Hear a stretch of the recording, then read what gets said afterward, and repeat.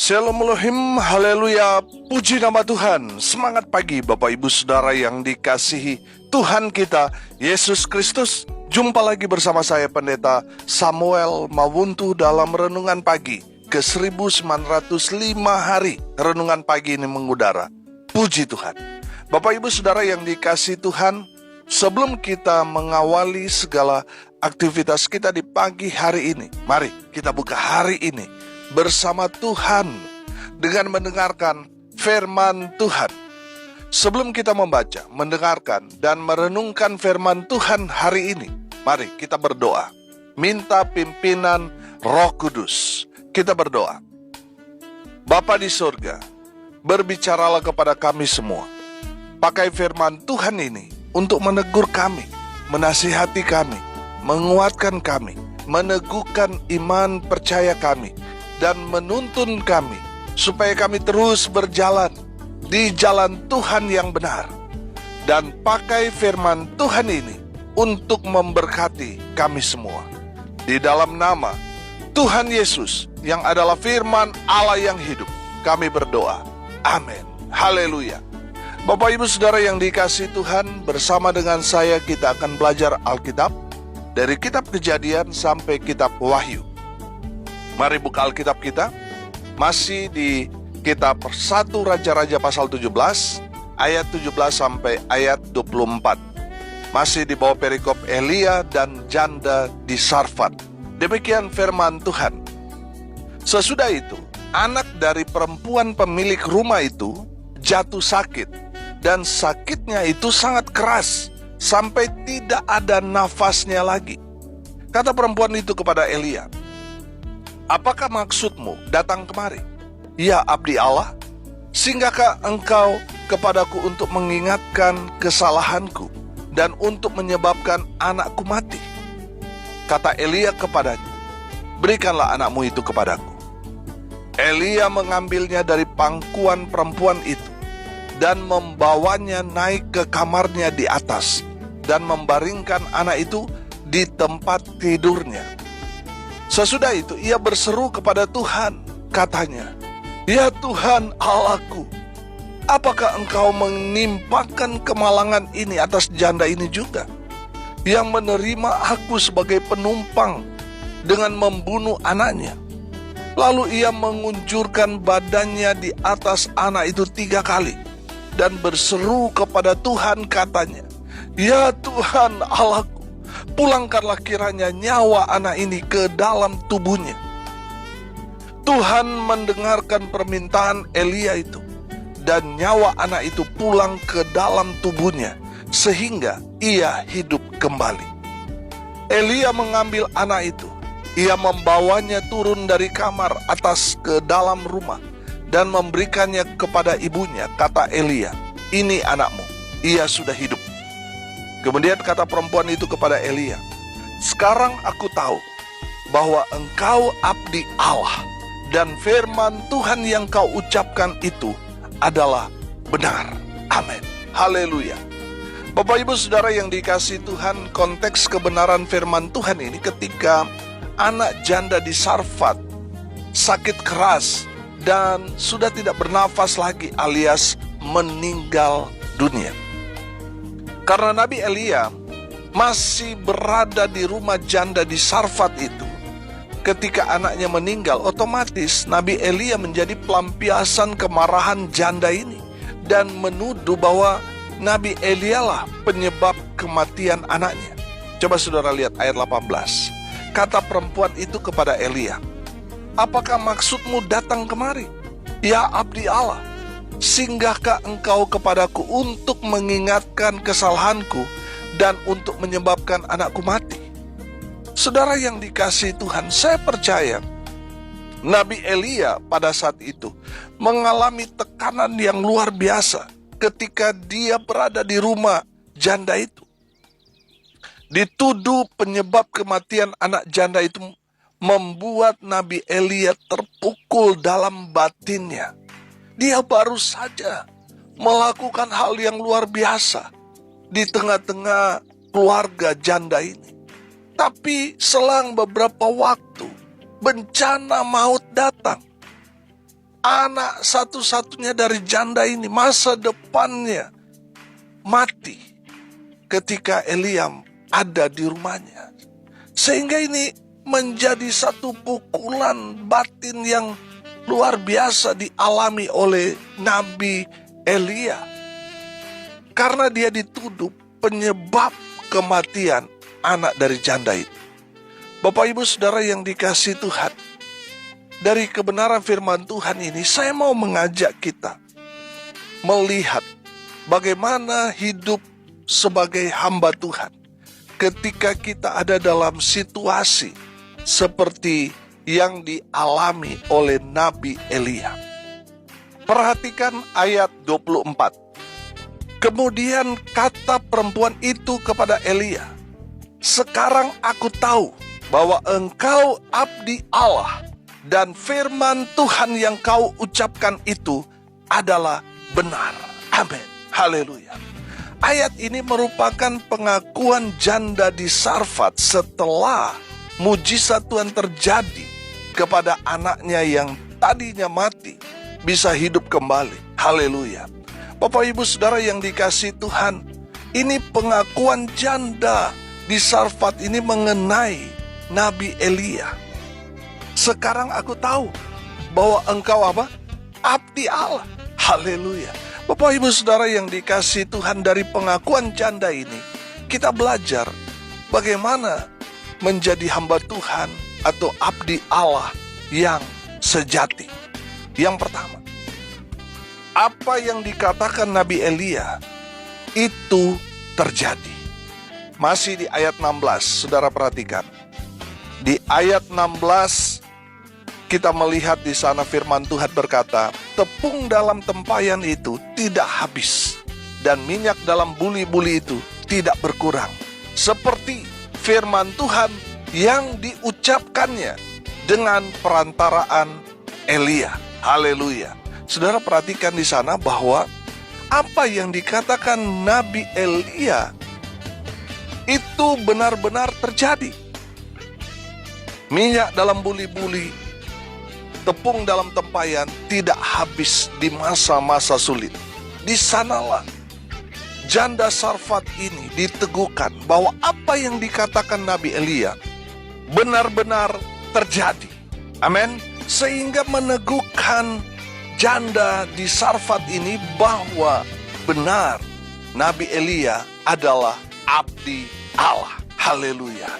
Saudara yang dikasihi Tuhan, kita sebagai hamba Tuhan, apa yang kita sudah katakan itu ada kuasanya. Amin. Saudara, apalagi dalam kehidupan sehari-hari seorang hamba Tuhan, apa yang sudah dia ucapkan itu juga yang dia kerjakan.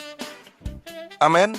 Jangan sampai saudara, seorang hamba Tuhan, dia mengucapkan sesuatu tetapi dia tidak realisasikan. Ini bahaya, saudara. Bicara tentang hamba Tuhan, yang dipegang adalah kata-katanya. Amin. Saudara yang dikasihi Tuhan, apa yang saudara sudah ucapkan, katakan, itu harus saudara lakukan, kerjakan, realisasikan. Saudara perhatikan, janda ini menilai Nabi Elia ini benar-benar abdi Allah. Karena apa? Karena apa yang dia katakan itu terjadi. Amin. Saudara yang dikasihi Tuhan, apa yang kita katakan selaku kita hamba Tuhan itu mengandung kuasa Tuhan yang luar biasa. Seorang hamba Tuhan itu kan, kalau saya pelajari, yang pertama yang dia ucapkan dari mulutnya adalah firman Tuhan. Dan yang kedua, yang dia ucapkan kalau tidak firman Tuhan, nubuatan. Amin. Kita sebagai hamba Tuhan itu kan yang harus kita sampaikan firman. Firman itu kan dasar iman. Amin. Nah, saudara, saya pernah menubuatkan ada beberapa orang yang bergumul dengan kehidupan rumah tangganya karena sudah beberapa tahun belum punya anak, dan saya menubuatkan tahun depan kamu punya anak. Dan itu terjadi, saudara. Mereka yang memegang perkataan saya, mereka mengimani, dan itu terjadi. Saya menyaksikan luar biasa. Amin. Karena perkataan kita hamba Tuhan itu ada kuasanya. Saudara yang dikasih Tuhan sebagai hamba Tuhan, yang dipegang itu adalah kata-kata saudara. Jangan sampai saudara sudah berjanji tapi saudara nggak tepati, saudara. Orang bisa mengatakan saudara ini palsu, saudara. Mereka yang asli adalah mereka yang menepati apa yang dikatakan. Saudara yang dikasih Tuhan, orang dapat mengenali kita hamba Tuhan dan tidak ketika apa yang kita katakan itu terjadi. Makanya saudara yang dikasih Tuhan, hati-hati dengan perkataan kita, karena ada kuasa yang luar biasa yang keluar dari perkataan hamba Tuhan. Jangan berkata hal-hal yang mengenai kutuk, tapi kata-kata berkat. Amin. Sehingga meneguhkan, memberkati banyak orang. Haleluya. Yang kedua, saudara, dari pengakuan janda ini kita belajar bagaimana menjadi hamba Tuhan, menjadi abdi Allah yang sejati. Yang kedua, Nabi Elia memberi solusi dengan membawa masalah janda ini dengan cara datang kepada Tuhan. Saudara lihat, di ayat 20 sampai ayat 23 di sana berkata begini. Sesudah ia berseru kepada Tuhan, katanya, "Ya Tuhan Allahku, apakah engkau menimpakan kemalangan ini atas janda ini juga, yang menerima aku sebagai penumpang dengan membunuh anaknya?" Lalu ia mengunjurkan badannya di atas anak itu 3 kali dan berseru kepada Tuhan, katanya, "Ya Tuhan Allahku, pulangkanlah kiranya nyawa anak ini ke dalam tubuhnya." Tuhan mendengarkan permintaan Elia itu, dan nyawa anak itu pulang ke dalam tubuhnya, sehingga ia hidup kembali. Elia mengambil anak itu, ia membawanya turun dari kamar atas ke dalam rumah, dan memberikannya kepada ibunya. Kata Elia, "Ini anakmu, ia sudah hidup." Amin. Saudara yang dikasihi Tuhan, yang kedua ini saya melihat bahwa sebagai hamba Tuhan, kita harusnya memberi solusi dalam setiap masalah. Amin. Dengan cara apa? Datang kepada Tuhan. Saudara lihat Nabi Elia, dia tidak menghindar, dia tidak lari ketika ibunya ini mempertanyakan kepada Elia. Anaknya sudah mati. Saudara, Elia tidak lari menghindar atau pergi dari masalah itu, tidak. Dia mengambil anak itu. Artinya Nabi Elia tidak lari dari masalah. Dia justru mengambil masalah itu dari janda ini dan membawanya kepada Tuhan Allah pencipta langit dan bumi. Nabi Elia berseru, berdoa, dan berserah kepada Tuhan. Amin. Saudara, saya melihat di sini Nabi Elia berseru, artinya dia berdoa kepada Tuhan. Lalu apa? Dia berserah. Di saat dia berserah kepada Tuhan, saudara lihat, kuasa Tuhan bekerja dengan luar biasa. Artinya apa, saudara? Ketika kita berserah, kita betul-betul menyerahkan sepenuhnya pergumulan, persoalan kita kepada Tuhan. Sehingga Tuhan yang mengambil alih semua persoalan pergumulan yang kita sedang hadapi. Haleluya. Bapak Ibu Saudara yang dikasihi Tuhan, dari kebenaran firman Tuhan ini kita belajar. Kalau kita ada masalah, ada persoalan, saudara, betul kita berseru berdoa, tapi jangan lupa kita harus berserah kepada Tuhan. Nah, seringkali terjadi ketika kita berdoa, waktu kita ada dalam pergumulan hidup, kita betul berdoa, kita betul berseru, tetapi kita mulai dalam pikiran kita ingat kepada siapa saudara akan datang minta tolong. Artinya saudara masih mengandalkan kekuatan sendiri, masih mengandalkan manusia. Tapi firman Tuhan ini mengajarkan kepada kita bagaimana Nabi Elia berdoa, berserah kepada Tuhan. Arti berserah di sini betul-betul tidak ada lagi yang dia andalkan selain Tuhan. Amin. Saudara yang dikasihi Tuhan, ketika saudara datang berseru, berdoa kepada Tuhan. Jangan lupa berserah penuh kepada Tuhan. Amin. Tadi saya katakan berserah ini kan arti kata kita sudah nggak ada lagi yang kita andalkan selain daripada Tuhan. Amin. Jadi di saat kita berserah penuh kepada Tuhan, kita sedang mengandalkan Tuhan dalam pergumulan kita. Dan kita meminta Tuhan turun tangan. Tuhan mendengar doa Nabi Elia. Karena Nabi Elia berserah penuh kepada Tuhan. Tuhan juga akan mendengar doa-doa saudara ketika saudara berserah penuh kepada Tuhan. Haleluya. Bapak Ibu Saudara yang dikasihi Tuhan, Nabi Elia tidak menghindar ketika ada masalah, tapi dia hadapi. Dia beri solusi. Dia ambil anak itu. Dia bawa kepada Tuhan. Dia berseru, berdoa, dan berserah kepada Tuhan. Sehingga Tuhan mendengar doa Nabi Elia. Anak itu yang tadinya sudah mati, rohnya kembali kepada anak itu. Dan anak itu hidup kembali. Haleluya. Bapak Ibu seorang hamba Tuhan, itu harus seperti itu. Dia harus jadi jawaban. Dia harus memberikan solusi. Dia harus datang kepada Tuhan. Dia harus berseru. Dia harus berserah, membawa persoalan pergumulan, baik yang dihadapi oleh jemaat maupun pribadi. Saudara yang dikasihi Tuhan, hamba-hamba Tuhan dibutuhkan oleh jemaat supaya hamba Tuhan itu memberi solusi di tengah-tengah persoalan pergumulan jemaat Tuhan. Haleluya. Yang ketiga, dari pengakuan janda ini kita belajar bagaimana menjadi hamba Tuhan atau abdi Allah yang sejati. Yang ketiga, Nabi Elia menjadi jawaban atas masalah yang dihadapi janda di Sarfat ini. Amin. Saya perhatikan ayat 23. Di sana dikatakan begini. Elia mengambil anak itu. Ia membawanya turun dari kamar atas ke dalam rumah dan memberikannya kepada ibunya. Kata Elia, ini anakmu. Ia sudah hidup. Haleluya. Bapak Ibu Saudara yang dikasihi Tuhan, saya melihat di sini bahwa Nabi Elia menjadi jawaban atas masalah yang dihadapi oleh janda di Sarfat ini. Masalah yang pertama sudah mereka lalui, bagaimana Nabi Elia menjadi jawaban atas segala kesulitan yang mereka alami. Dan masalah yang kedua lebih serius lagi. Anak satu-satunya dari janda di Sarfat ini mati.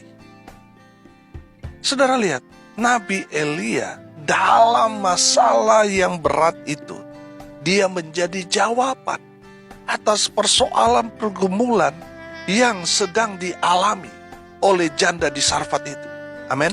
Saudara dan saya sebagai orang percaya, kita harus menjadi jawaban di tengah-tengah dunia ini yang penuh dengan pertanyaan.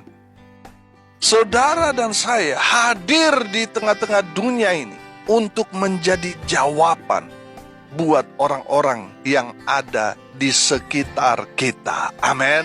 Haleluya.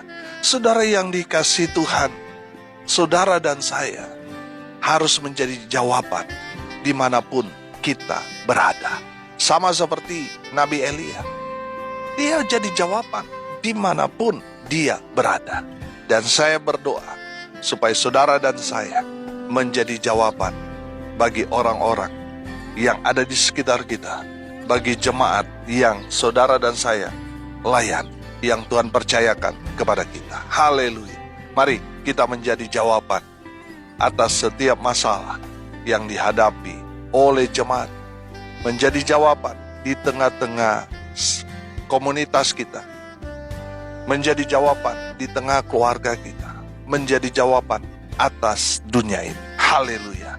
Hari ini kita belajar, saudara, dari janda ini kita belajar bagaimana menjadi hamba Tuhan atau abdi Allah yang sejati seperti Nabi Elia.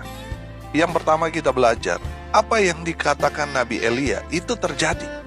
Jadi kita semua hamba Tuhan itu punya kuasa. Ketika kita berkata-kata, ada kuasa Tuhan bekerja. Amin. Jadi apa yang kita katakan itu akan terjadi, saudara. Yang kedua, Nabi Elia memberi solusi dengan membawa masalah yang dialami janda ini. Dia bawa kepada Tuhan. Nabi Elia membawa masalah dari janda ini kepada Tuhan. Dengan apa? Berseru, berdoa, berserah. Yang ketiga, Nabi Elia menjadi jawaban atas masalah yang dihadapi janda di Sarfat ini. Demikian juga saudara dan saya harus menjadi jawaban di tengah-tengah dunia ini. Amin. Mari kita berdoa. Bapa di surga, terima kasih atas kebenaran firman Tuhan yang menguatkan, menegur, menasihati, dan memberkati kami. Berkati semua pendengar dimanapun mereka berada. Tuhan memberkati kehidupan mereka. Tuhan memberkati rumah tangga mereka, usaha pekerjaan pelayanan mereka. Tuhan Yesus berkati. Tuhan buat mereka beruntung dan berhasil dalam segala hal. Mereka yang sakit Tuhan sembuhkan. Mereka yang lemah Tuhan kuatkan. Tuhan hibur mereka yang berduka cita. Tuhan memberikan kekuatan kepada keluarga yang ditinggalkan. Hamba berdoa di dalam nama Tuhan Yesus. Berkati mereka yang hari ini berulang tahun. Tuhan Yesus memberkati dengan umur panjang, kesehatan, kekuatan dari Tuhan melimpah dalam hidup mereka. Hamba berdoa, biarlah berkat Tuhan dari surga turun memenuhi semua pendengar. Bapak, Ibu, Saudara yang dikasihi Tuhan, arahkanlah hatimu dan terimalah berkat dari Tuhan Yesus. Tuhan memberkati engkau dan melindungi engkau. Tuhan menyinari engkau dengan wajah-Nya dan memberi engkau kasih karunia. Tuhan menghadapkan wajah-Nya kepadamu dan memberi engkau damai sejahtera. Di dalam nama Tuhan Yesus, sumber segala berkat. Bapak, Ibu, Saudara yang percaya, diberkati Tuhan, katakan amin. Puji Tuhan. Bapak, Ibu, Saudara yang dikasihi Tuhan, kalau saudara merasa diberkati melalui renungan pagi ini, bagikan juga kepada saudara-saudara yang lain agar mereka juga diberkati. Karena untuk itulah kita dipanggil untuk jadi berkat. Salam kasih dari Bali. Saya Pendeta Samuel Mawuntu. Sampai jumpa besok pagi. Tuhan Yesus memberkati kita semua. Haleluya.